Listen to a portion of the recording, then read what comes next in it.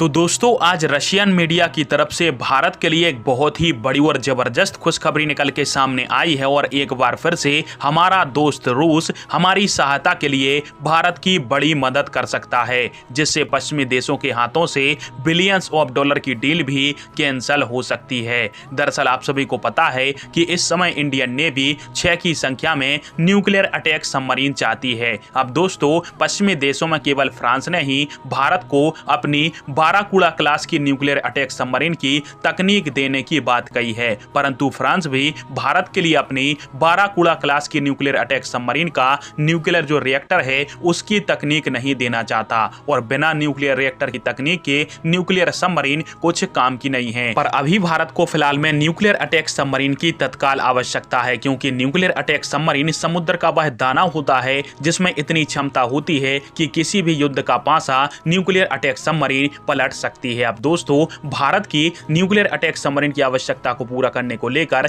Russian media में चर्चा चल रही है कि क्या रशिया भारत की न्यूक्लियर अटैक सबमरीन प्रोग्राम में भारत की मदद करेगा। और इस विषय में जानकारी देते हुए इंडियन नेवी के जो पनडुब्बी विशेषज्ञ हैं जिनका नाम है अनिल जयसिंह जी, उन्होंने ऐसा बयान दिया कि भारत की सहायता के लिए रशिया भारत की न्यूक्लियर अटैक सबमरीन के प्रोग्राम में भारत की मदद कर सकता है, क्योंकि रशिया ने ही भारत को न्यूक्लियर अटैक सबमरीन किस प्रकार से ऑपरेट की जाती है इसकी जानकारी दी है। क्योंकि अभी तक भारत 2 बार रशिया की न्यूक्लियर अटैक सबमरीन को पट्टे पर लेकर उसको ऑपरेट करने की जो ट्रेनिंग है वो नौसेना के अधिकारियों को दे चुका है और रशिया के कारण ही आज भारतीय नौसेना न्यूक्लियर अटैक सबमरीन को भी ऑपरेट करना सीख पाई है और आगे चलकर भी रशिया भारत की न्यूक्लियर अटैक सबमरीन प्रोग्राम में भारत की सहायता करेगा, जैसे कि भारत की SSBN यानी परमाणु बैलिस्टिक मिसाइल सबमरीन के अंदर रशिया ने भारत की सहायता करी थी। पर अब आप सभी के भी मन में प्रश्न उठ रहा होगा कि भारत खुद की न्यूक्लियर अटैक सबमरीन को खुद क्यों नहीं बना सकता है। तो दोस्तों भारत के जितने भी शिपयार्ड लिमिटेड हैं वो पनडुब्बी को डिजाइन कर सकते हैं और पनडुब्बी की सारी तकनीक बना सकते हैं, परंतु पनडुब्बी का जो न्यूक्लियर रिएक्टर होता है उसकी तकनीक अभी भारत में फिलहाल में तो नहीं है और भारत को न्यूक्लियर अटैक सबमरीन के लिए